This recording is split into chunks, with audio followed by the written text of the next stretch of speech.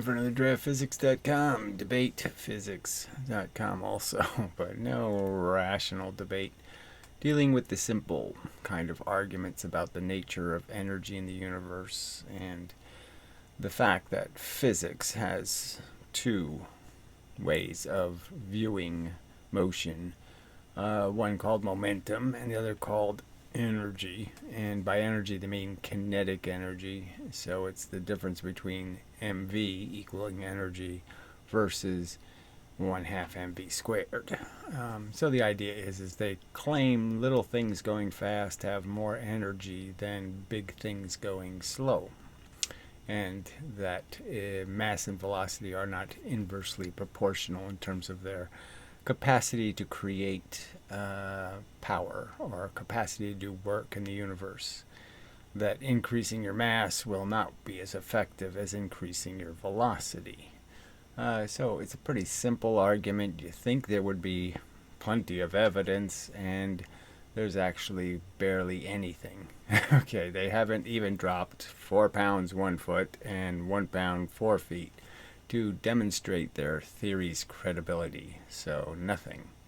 So you can't rely on evidence in this argument. You have to rely on conversation about what the nature of science is, and that scientists would create evidence. They would not assert something to be true if they can't provide any evidence indicating it's true. And they won't provide any evidence indicating it's true. So that's where we are. And it's disappointing that I live on a planet of, primarily lying scum, pretending to be intelligent people who care about the truth, because they obviously don't. Okay.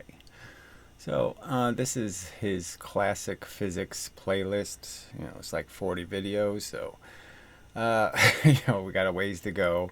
So this is Newton's third law, kind of a simple principle, and this principle demonstrates the real conflict here, because kinetic energy is not conserved in most collisions.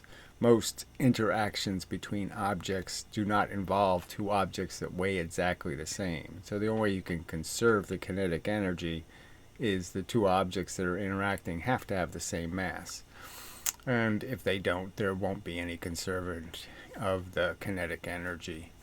And so it never works. The gun is the simplest example, cannons, whatever, any object that relies on an explosive, the rocket ship, the thrust will have a kinetic energy that's a gigantic number, and the rocket will only move with a tiny percentage of that kinetic energy, the big heavy rocket versus the little tiny bits.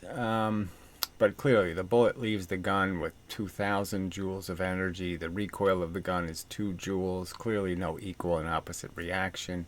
Completely inconsistent with any notion of a third law. There's no way, if Newton believed in 1/2 mv squared or mv squared, he never would have written the third law, because it almost, like I said, almost never applies. So it's just so obviously an incomplete theory. Okay, it's obviously there's a problem, Houston, and they're just ignoring it. After learning about Newton's first law of motion regarding inertia, as well as the second law regarding the proportionality of force and acceleration. So the joke is the second law is basically denying what they claim about mv squared, in the sense that Newton explicitly says twice the force, twice the velocity, 3 times the force, 3 times the velocity, leaving no doubt about the fact that it's not going to be more energy. You can't use 3 times the force and claim that was 9 times the energy. It's just too silly. We are ready to round out the trio and look at Newton's third law of motion. This is most famously stated as follows: for every action, there is an equal and opposite reaction. The sad part is that Newton did publish in Latin. I guess he was a bit of an elitist or an asshole in that respect, and didn't think regular people should somehow be able to understand what he was saying. I don't know. It's pretty poor That the fact is that people can't consistently translate any language, and it's also true for Latin. It's supposed to be this rock solid language, but frankly, not so. Anyway, I mean, time has made it messy. So, yes, the idea is that the simple truth is that every action has two things: the effect on you and the effect on it that you hit. So anytime two things collide, there's going to be an effect on the object hit and the object that was hitting. And the simple truth is of the principle is anything that changes in one, the change will be in the other. That you have to conserve the energy. So all the laws are basically laws of energy conservation. And the third law is almost the most explicit. So if I have $10 and I give somebody $5, I don't need a second action to take away my $5. I already gave it away. I already lost it when I gave it to the other guy. So there's only one interaction. There's not like there's a second action that happens. So saying action and reaction sort of implies that there's a reaction that makes me $5 poorer. And no, it was the action of me giving away the 5. So when something gives something its velocity, you don't need a second action to take the velocity away from the first one. It gave it away. So it's a little bit inarticulate, let's just say. Imperfectly stated. While this is often quoted out of context for metaphorical purposes, in physics it means something specific and quantitative. So it means that your beliefs of Leibnizian and Huygens physics is not consistent with Newton's physics, because again, kinetic energy in most cases, because most cases are interactions or comparisons between things that have unequal masses, kinetic energy will not be conserved. And that should be a huge giveaway that kinetic energy, 1/2 mv squared, is not an accurate statement of reality. It means that if two objects interact, So here's the perfect example. The skaters pushing against each other. So let's say only one of them is doing the pushing. Okay, so let's just make it simpler. Only one is pushing. So the other one's turned around, you're just pushing on its back. All right, what's going to happen? You're going to get half the energy, they're going to get half the energy of your push. And if I put a brick wall here, well, then it's not going to be, 50-50. You're going to get everything. The entire push has only one object it can move, and it's going to move the one object at twice the velocity. Their physics says something otherwise, okay, and it's just plainly wrong, and they've never actually done these experiments. That's the bogus part. They never crash cars. They haven't done anything to prove 1/2 mv squared. And the things to do are so obvious. I mean, if it takes 25 times the fuel to go 5 times as fast, you should be able to demonstrate that, right? If going 5 times as fast creates 25 times the impact capacity to do work, then you should be able to show that. And they can't. Forces they impart on each other will be equal in magnitude and opposite in direction. Think of a... So it would be better for the example of equal and opposite reaction just to have one pushing to demonstrate that the push goes into the other object. But obviously, as stated, if you're hitting something that itself cannot move because there's too much mass to move, it's going to reflect the energy. Car hitting a brick wall. The car imparts an action force on the wall from its motion, and the wall imparts a reaction force right back on the car, bringing it... Yes, a reflection. It doesn't absorb the energy. But if the bricks break, if bricks fly off, if bricks crack, bricks fall apart, they will absorb the energy, and there won't be the same amount of reflection.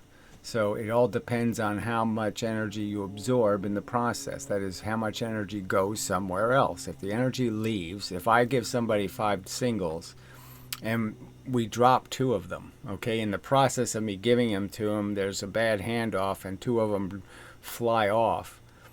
Well, it's just a fact that, okay, he's only going to have 3. Yeah. So you always have to just follow the motion, okay, the MV, the mass and velocity, and that will always be conserved. To a quick stop. These vectors are equal in length and point in opposite directions.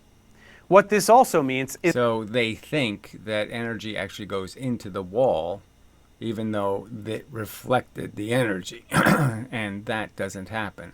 So if you throw a tennis ball at a wall and the wall moves, you're not going to get as much of a reflection in the ball. The ball's not coming back as fast as it would if the wall doesn't move. I mean, it's just so obvious that that's true. The more the wall absorbs the energy, the less I'm going to get back. Just a fact. A fact they deny. Their physics says isn't true. They actually think twice the energy goes into the wall. Somehow. Some amazing process takes place where twice the energy, the wall that isn't moving, moves with twice the momentum. That's their theory. Even though it doesn't move.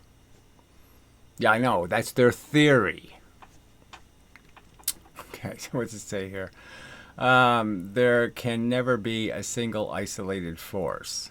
So obviously an interaction, you can't have an interaction with yourself, okay? So, technically, an object, okay, one single elemental object can't have an interaction with itself. So it's really just, it's all how you describe the self part. But there's almost like no point in saying something like that, just because obviously interactions require there not to be anything called isolation. So there's no point in having the conversation. And two things don't need to both have anything called force or energy. They just need to have a differential. So one can have nothing and the other one can hit it. Forces always come in pairs. So that's the part that's just nonsense. There's no counter force involved. Again, if I give away $5, I'm $5 poorer. No, there was no action that took the $5 from me except the very action where I gave it to something else. So it's just wrong to think there is more than one interaction in the interaction. The interaction is one thing. You're going to have two things hit and they have like dye. One could be blue chemical, one could be red chemical, and the chemicals are going to mix. And that's all that's going to happen. But there's still just the same amount of little red bits of dye as there are blue bits of dye. It's just that now they're going to mix. Is that there can never be a single isolated force, as any force is an interaction. Forces must all... So any force is an interaction is just wrong again. Photons travel billions of light years without interacting much. You could argue, yes, I think they do interact with hydrogen atoms, and that red shifts their frequency. But there's very few interactions. I'm just saying that there's lots of circumstances where force is unimpeded in its function and isn't interacting. It doesn't need to be. Most of the energy in the universe right now, I guess I would argue, is not pushing matter. It's not caught up in the earth, keeping it hot or doing some other thing. It's freely flying through the universe. The empty space is full of your cell phone calls, for example. Always exist in pairs. As you sit in your chair right now, the force of gravity is pulling you down towards the... So it's not pulling you down.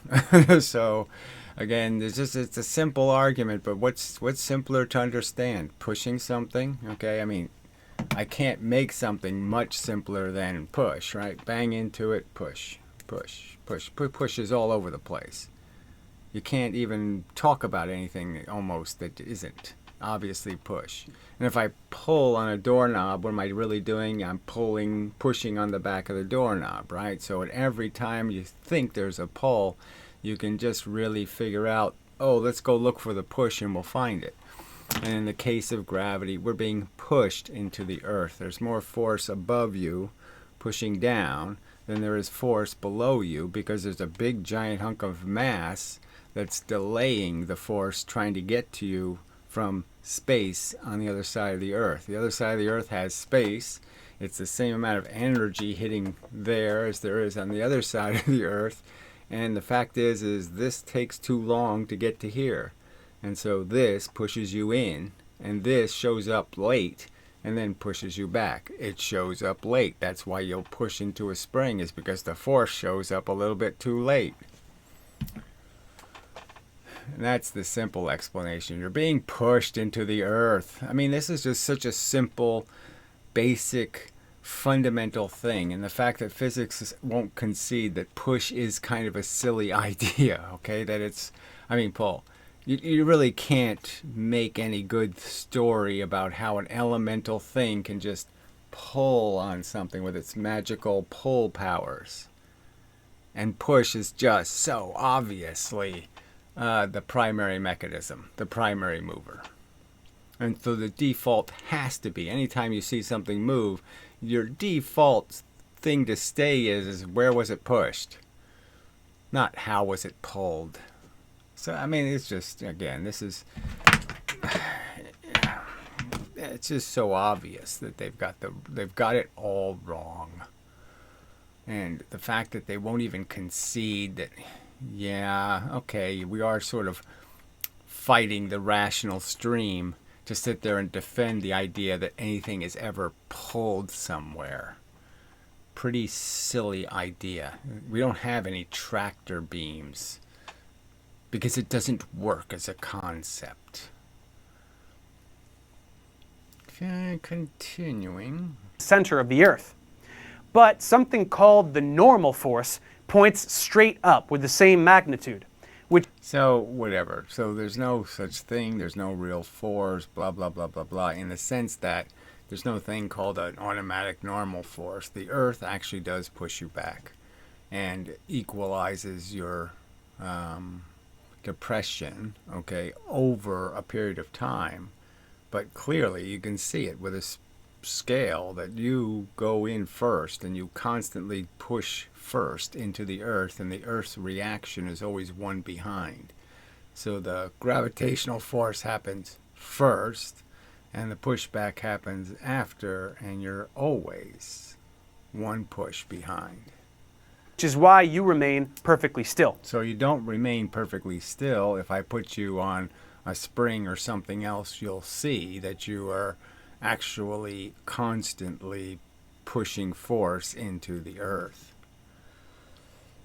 We will learn more about this pushing energy into the earth force later.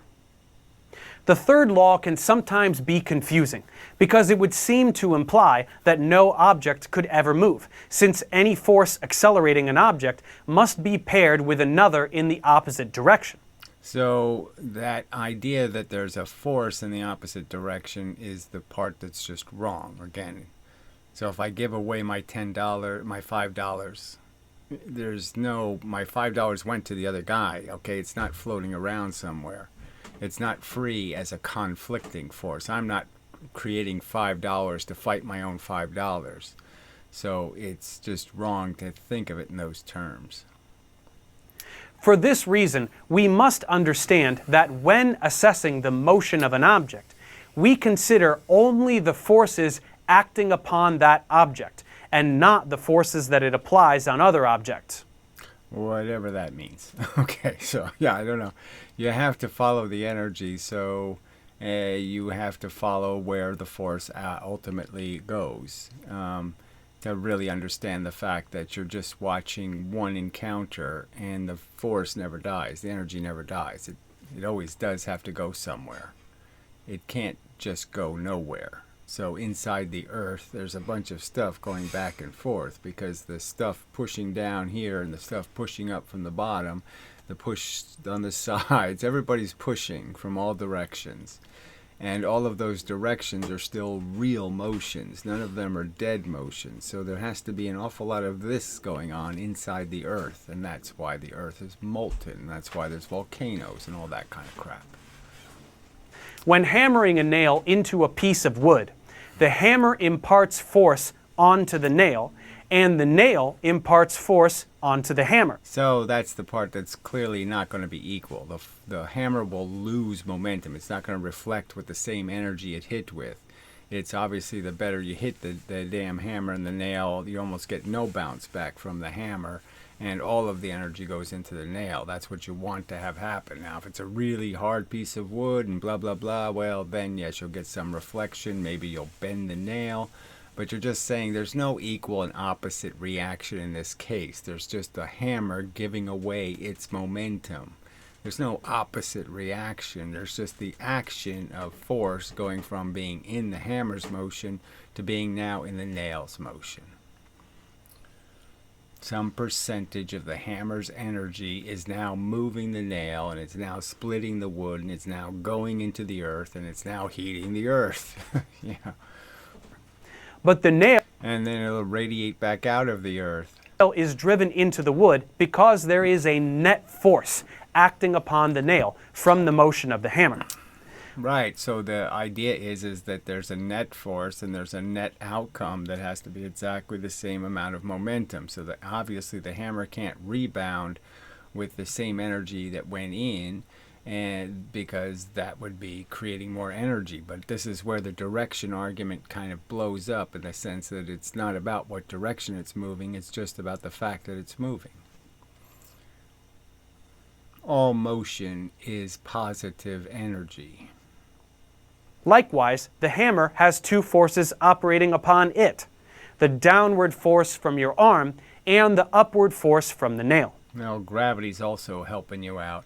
But again, it's just wrong to think of it as two forces. You're just taking motion in one object, a lot of little atoms moving, and you're moving that motion into a fewer atoms moving faster. And that's the idea. That's why when you strike the nail, the hammer stops moving at roughly the location where the impact occurs. So, well, that's not what you showed in your illustration. So, yes, that's if it's working very well. That's if you did a very good transfer, that's what will happen. If we are looking at the nail, we only consider the forces acting on the nail. If looking at the hammer, we only consider the forces acting on the hammer. So none of that makes any sense, because obviously you're doing a transition. You're doing a transfer of energy. So why wouldn't you look at both? It's mv in and mv out. So the simple argument is there's a mass and a velocity. You can calculate the differential in the mass and the velocity of the two objects. So in this case, the nail's not moving at all, the hammer's moving. There, you just figure out how much mass it is, how much velocity. And then after the impact, you have the same amount of mass and velocity moving. And now the velocity's in the wood, it's in a lot of places, but it's there. Are different systems, and this is the context in which the third law is best understood. Says you. So these are people who are who are Leibnizian and Huygens, telling us what Newton thought, why Newton conceived the idea. And clearly Newton was a momentumist, okay? He wasn't a living forceist. And so they're just perverting the truth. Distorting and perverting. Pretending they agree with the third law when all of their physics basically rejects it entirely. Let's look at another example. When a rock falls to the ground, the gravitational force from the Earth causes the object to accelerate towards the Earth.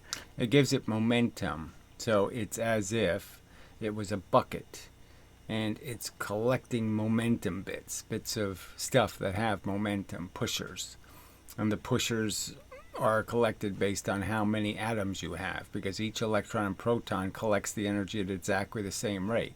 So that's why everything falls at the same rate, is because everything's just made out of electrons and protons, and they're the only thing collecting the energy. They're defining the size of your sail, so to speak, and relative to your mass. And so clearly, if it's a small mass, small sail, big mass, big sail. So in that circumstance, you can understand why they move the same. because the small mass has a very small scale. Even though it's very easy to push, it's collecting very little energy. The big object, hard to push, but it's collecting a hell of a lot of force. So that's why everything falls the same, is because it's really falling based on the fact that the elemental bits are the ones being pushed, and the elemental bits are insanely consistent in terms of their reaction to the force. They all collected exactly the same. So everything should be understood. Every gravitational illustration should really be made up of little circles indicating, look, this is what's actually collecting the mass. This one has 10 little circles. This other thing only has 2 little circles. Now you can understand why they're falling the same rate, and why one of them hits the ground with more energy is because it collected more energy. It collected more force. It had a bigger sail. It obviously collected more force, and now when it hits something, it's going to have more impact. But it is also the case that the Earth is accelerating towards the rock. So absolute nonsense. The Earth is not accelerating towards the rock. It never moves up. It doesn't gain any, it doesn't keep any of that. Clearly the rock moves in space. The Earth doesn't move in space. All right, so it's just wrong. The Earth only moves when you push into it. You have to push into it first for it to move. It's not accelerating until you accelerate into it. You have to have a velocity into the Earth before the Earth cares about your existence. This must be true according to the third law. Well, it doesn't must be true. The third law doesn't say that. It's absolute nonsense. The third law doesn't say anything about two objects that haven't hit each other yet. It's just nonsense. The rock is being accelerated by the gravitational difference. The surface of the Earth is not. Of course, we don't notice this in everyday experience. I mean, it's being accelerated, but it's not moving. So, that's the point. The rock is moving. The surface of the Earth isn't. The surface of the Earth is jiggling, staying in the same place. The rock is moving. Because the acceleration of each object is inversely proportional to its mass. The rock is very light, so the rock accelerates quickly. The Earth is very heavy. So this is a really bad example, okay, but that's just talking about their differences in their gravitational consequences. The rock produces almost no gravity, okay, that you could ever detect. And the Earth is massive, so of course it's delaying a lot of energy. It's blocking a lot of energy. So, no real point in even talking about. And the entire differential is being created. The differential moving the rock is entirely being created by the Earth. The amount of differential being created by the rock, that is, the amount the rock is pulling on the Earth, is so negligible it's not even worth a conversation. Heavy, so Earth's acceleration is completely negligible. This may seem a bit abstract, but it's a waste of time to talk about their individual creations of the gravitational phenomenon, because the only gravitational mechanism that's going to move the rock is the one the Earth is creating. It is important to be able to rationalize forces in this way. It is a rationalization. It is nonsense. And so they're just contriving babble to explain a very simple concept, which is things have collected energy. Their electrons and protons are moving, and then they hit something else full of electrons and protons, and they exchange that condition. And that's the simple principle. And that you're always just conserving the fact that there's a certain number of pushers, the force, and a certain amount of the mass. So you have less mass and more pushers, you go fast. You have more mass and fewer pushers, you go slow. So there you have it, the law of inertia, F equals ma, and action. So all garbage, okay? So the law of inertia is just the fact that without an interaction, things don't do something spontaneous. Okay, the second law is really the momentum law, saying basically momentum is energy, it's force, it's weight, it's pressure, it's heat, everything is momentum. And the third law is basically just pointing out the obvious, that you have to conserve all this stuff. reaction.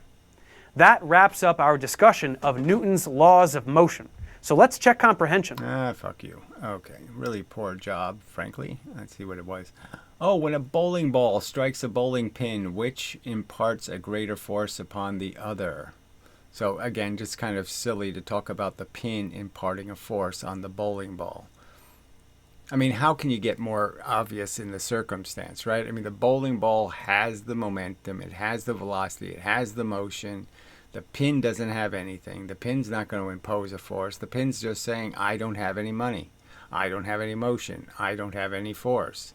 And when the ball hits, it's going to give it force. And when it gives it force, it's going to lose force. So every bit of momentum it gives the pin, it loses exactly that much of momentum. It's just so obvious and so simple. And look at the mess they make of it. Disgusting. All right. So that's the end of that one. All right, so we'll play another one just because there's no point in just doing one of these because they are a little brief and such. Well, 31 minutes. Yeah, well, I'll do another one. All right, so he titles this one Mass versus Weight and the Normal Force, but he intros it by saying, let's talk about the difference between mass and weight. And it says mass versus weight in some sort of meta tag. So anyway, so I will just briefly point out that you can understand that weight is just mass with a velocity. It's just momentum. So weight is just momentum because you can understand it. I could have a scale, a regular weighing scale. Okay, little notches, going to measure something. And you could just turn it horizontally, and you know that there's going to be a velocity that goes into the scale, and it's going to be the same as the velocity that you could create from gravity. And so the fact is you could perfectly duplicate the circumstance with a velocity. You give an elephant, you just give a heavy mass versus a small mass, and you can understand that those things, just like the scale when it's this way, will weigh based on the momentum created. And so there is a speed that's going to be the same as gravity in the sense that the things that we know they're falling at the same speed and they're weighing, different amounts. And the fact is they'll do the same thing here. So the fact is I'd argue it's 1 mile per hour. 1 mile per hour. And the object, its mass, will be its weight. And so that's what gravity is creating. So when you sit on a scale in gravity, it's measuring, it's giving you momentum that equals 1 mile an hour. So 1 mile per hour is your standing. That is, you're not falling, you're just sitting on the scale. And when you're sitting on the scale, you're collecting enough force to equal 1 mile an hour of actual velocity. And you'll weigh the same. So I can put a mouse on a scale and then turn the scale, and the mouse will leave at 1 mile an hour if it's a perfect spring. Springs aren't perfect. They're not too good at small objects. They lose a lot more energy when they're launching something light versus when they're launching something heavy. But ideally, ideally, is the only way we can talk about that. The fact is the mouse will leave at the same speed as if I do the same thing with the elephant. I put the elephant on the scale, I turn the scale, and then I release the elephant. They'll both go the same speed because they have acquired the same momentum from gravity. The same momentum per pound, I should say, per mass. And it's just about the more mass, the more capacity to do work because you have acquired more momentum. All right, more force from the force. More mass, bigger sail. Simply put. More force collection. All right, so let's play his video. Most people are familiar with the terms mass and weight, and might assume that mass is simply a fancy word for weight. No, weight is a silly word for momentum, we could argue. Force, pressure. In actuality, this is not the case, and the two terms have rather... Weight isn't some specific thing where you only have weight when you do a gravitational experiment. You have weight Every time you have an impact, you are imposing a weight. That's the simple truth of it. There are different meanings. To put it simply, mass is a scalar. Well, no point in even saying something this silly. Okay, so, this whole idea of pretending that anything involved in energy could involve something called a scalar is just a waste of time. Energy is always in a direction. And weight is a vector. This means that mass has only magnitude, since it is a measure of an object's inertia. So again, just more nonsense about some other word, inertia, that means something. It just doesn't mean anything. Inertia just means that you have a lot of atoms to move, or a lot of electrons and protons to move. And you can't move a lot of electrons and protons with a very weak force. You need enough force to spread it on all of those. And if you can't spread it on all of them, they're not going to move. They're just going to say, we can't move. You didn't give us enough energy. Or essentially how much matter is present within the object. Weight, on the other hand, has magnitude but also direction, because it is a force. So it's just silly to say the mass doesn't collect the energy from gravity in a direction. Of course it does, and it moves the scale. So it's clearly momentum. It's mass moving a velocity, and in the case of being equal to the gravitational force, the speed is 1 mile an hour. Specifically, your standing weight is a momentum of your mass times 1 mile an hour.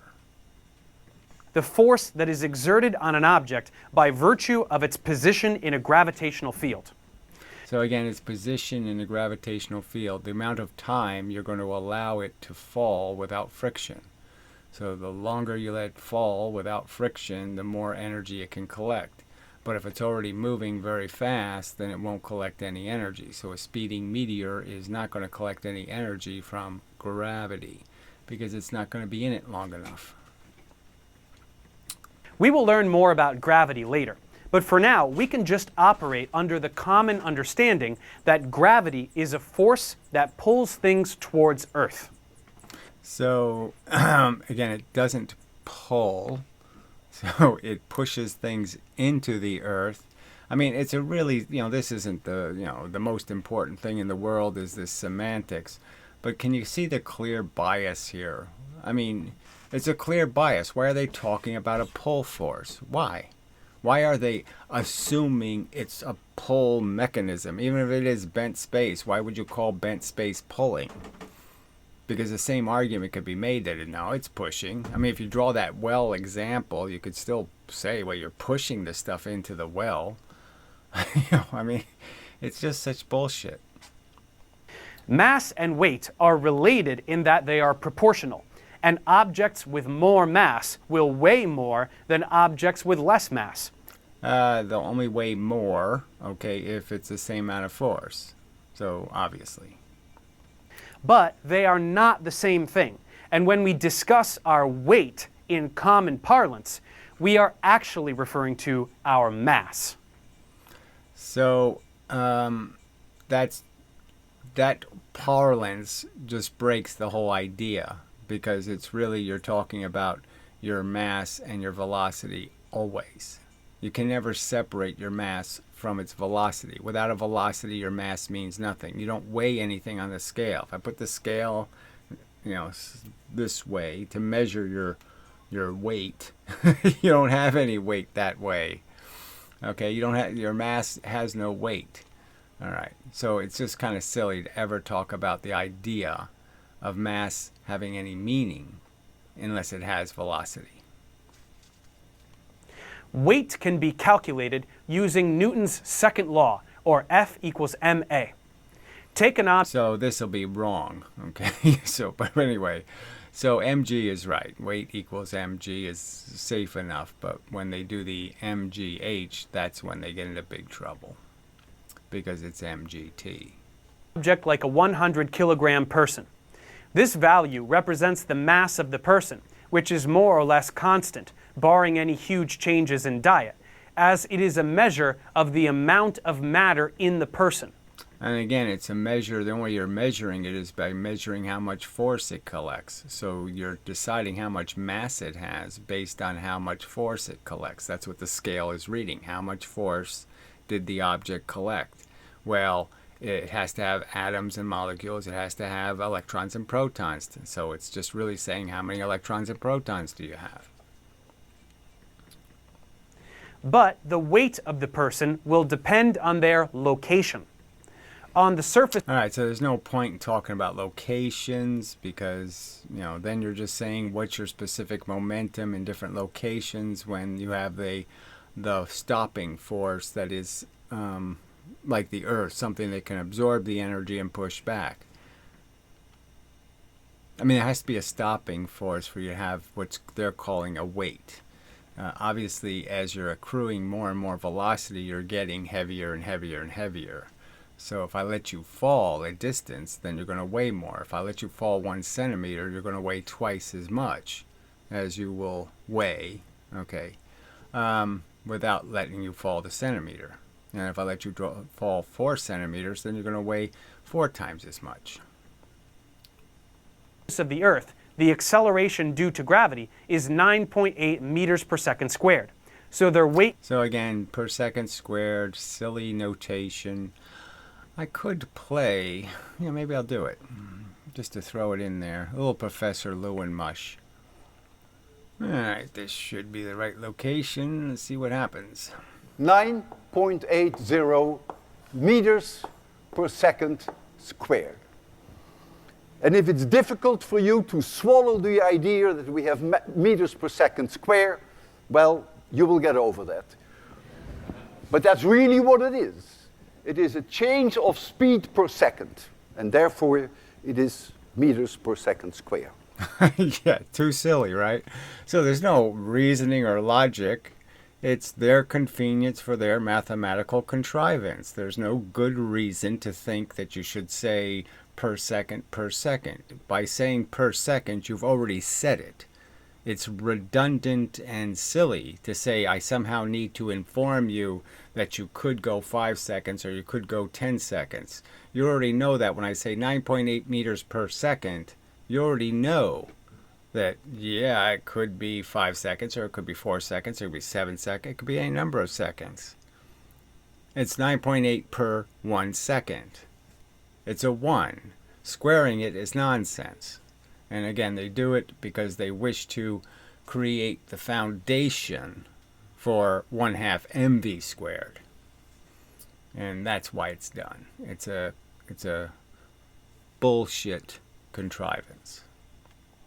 Alright, hopefully I haven't messed anything up here, so we'll see how this goes. Will be 980 newtons. On the moon, acceleration due to gravity is about 1/6 of that of Earth's.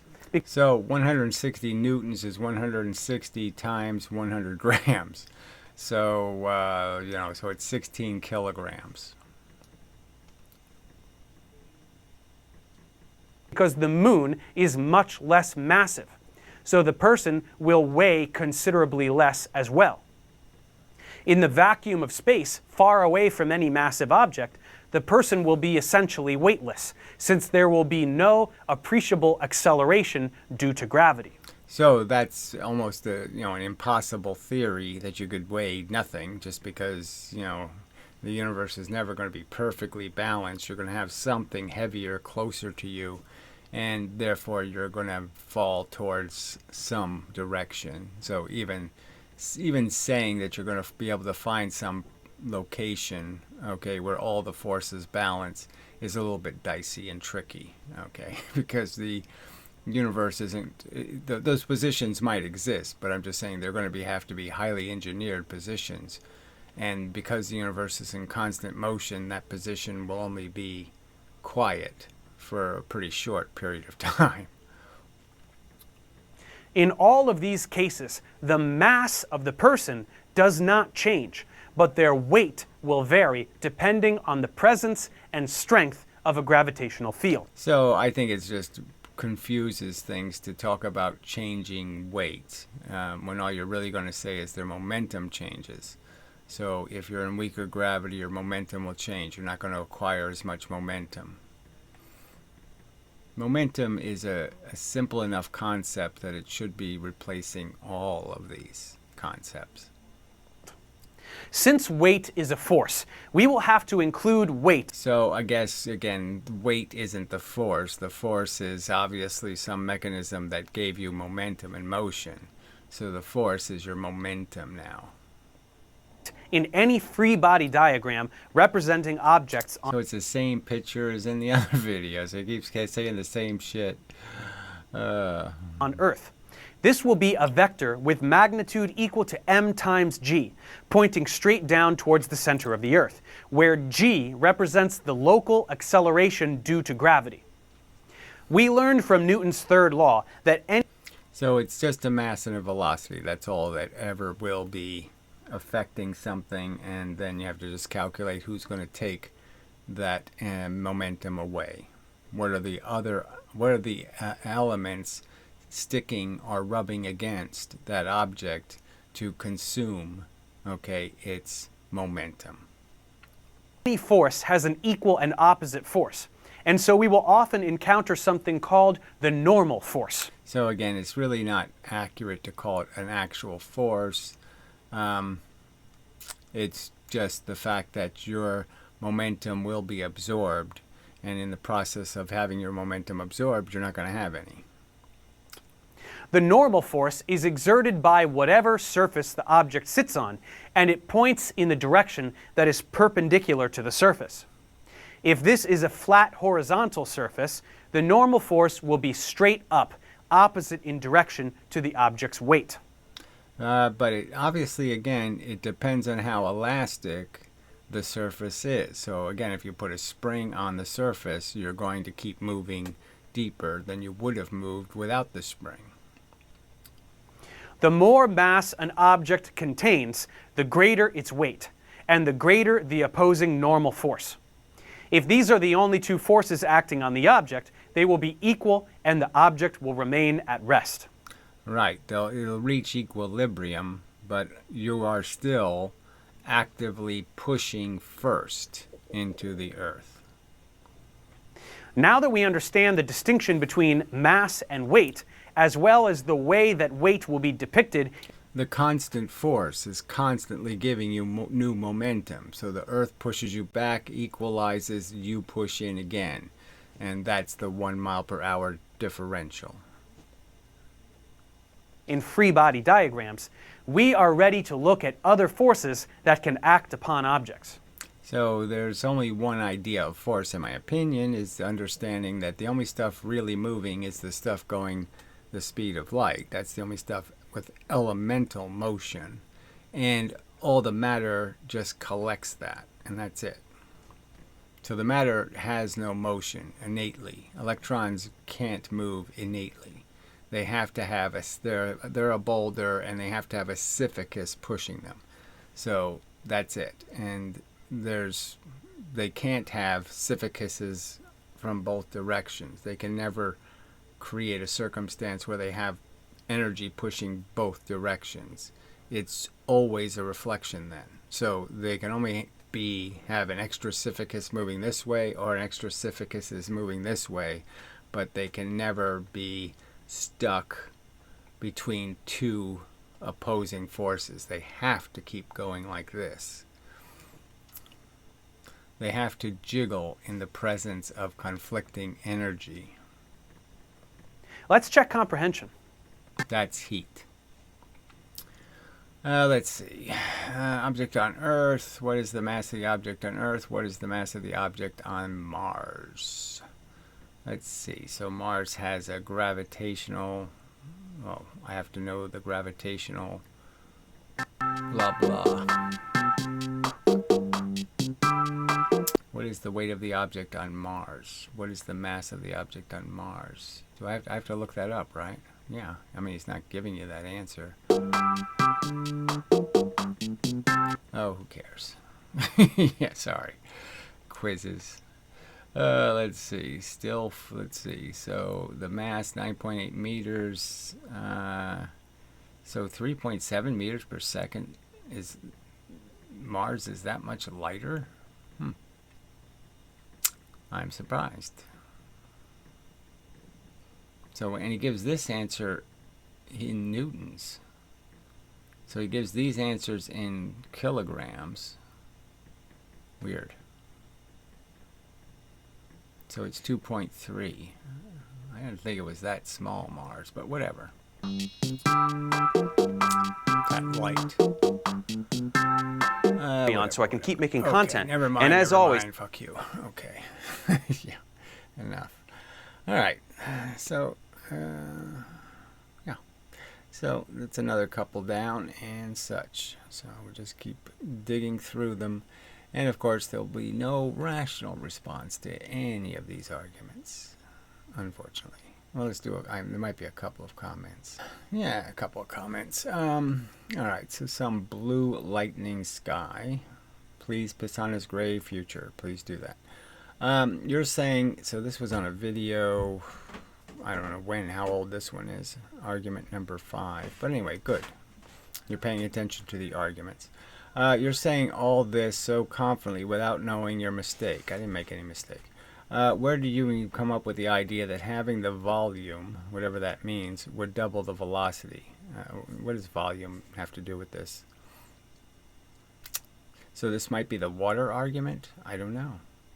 We'd have to figure out what argument is. Clearly, if you half the volume of the water and the same pressure is pushing it, it will go twice as fast. That's what happens with hoses all the time.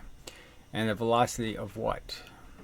And the velocity of what? I don't know. The water molecules. So who knows what he's really saying here? Just irrelevant. Much I'd argue, but whatever. I read it. All right, so yeah, I forgot to do this stupid comment. So sorry. Yeah, it is stupid though. Naomi. Let's see. If you have a 1 pound ball going 8 miles per hour and an 8 pound ball going 1 mile per hour, that's right, they have the same momentum, and you apply the same amount of stopping force to both, they will stop in exactly the same amount of time because they have the exact same amount of momentum. Yeah, so no surprise there. 8 pound bowling ball going 16 miles an hour has the same energy momentum as a 16 pound ball going 8. Same stopping force. If I collide them into each other, they will bounce. And that is what the momentum formula tells us. Yes, kinetic energy formula tells us that this is just too silly. They will each travel in the same amount. The kinetic energy formula tells us the distance they will travel. No, it tells you how much energy it has, so you just keep lying. It's energy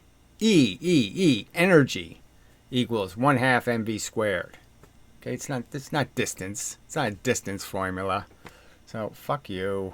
Too silly. You already got that. You can't even get a fundamental fact right. All right, the faster the ball will go further. Yeah, twice as fast in space. I throw something in space twice as fast. How far does it go? Oh, yeah, it goes twice as far. Not 4 times as far. All right, that's why the velocity is squared. No, it's just absolute nonsense, so fuck you. Show me 5 times the fuel. Show me it taking 25 times the fuel for something to go 5 times as fast. Show me something going 5 times as fast doing 25 times the damage. You just keep lying and pulling this bullshit. You have zero evidence for this fucking fable. You're just a religious kook. An easy experiment is to just drop a steel ball on a block of clay. So you're going back to the Deschardelet experiment where you're going to say denting clay with a round object is a good experiment. It's perfectly linear. There's no difference. The surface of the object doesn't change as it penetrates deeper and deeper into clay. The surface doesn't change. Oh yeah, of course it does change dramatically. It goes from being very flat to being very vertical. Moron. Okay. If the ball is going twice as fast, it'll penetrate 4 times as far. So it's just a lie. It won't do that. So if you let it penetrate the clay, that is, actually go inside the clay some matter of inches or centimeters, it will not go 4 times as deep. It only when you dent the surface with a round object does this silly experiment work. Proving it's a farce. So you're just proving you're too stupid to understand the elemental physics and the real variables. And so just like the people in 1738, you're a stupid dupe. You're as dumb as a 16th century fucktard. You haven't elevated your understanding any better than a 16th century ignoramus. So with all this technology, blue LEDs, all this stuff, you're not doing any better than a 16th century person who's been denied a whole bunch of information. They have an excuse for getting the wrong answer. You have no fucking excuse, Naomi.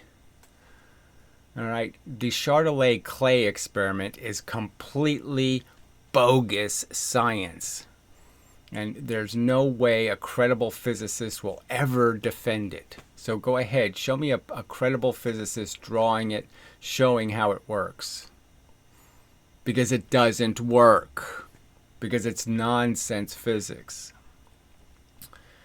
Ugh, stupid people. All right, now we're done. Okay, so, all right. So, till the next time and such. And it's just amazing. So this is just a great chronicling of how, yes, it's a small audience, but there's got to be, people randomly showing up, people who know something about physics, and they have zero integrity. And it's just showing how not one of these people who claim to give a shit about the truth and the scientific method will admit the simple fact that, oh yeah, this is all way under evidenced, and we really should do these experiments before we claim this shit happens. And they won't even say those words. They're such weasels defending fables. They're religious fucking mullahs.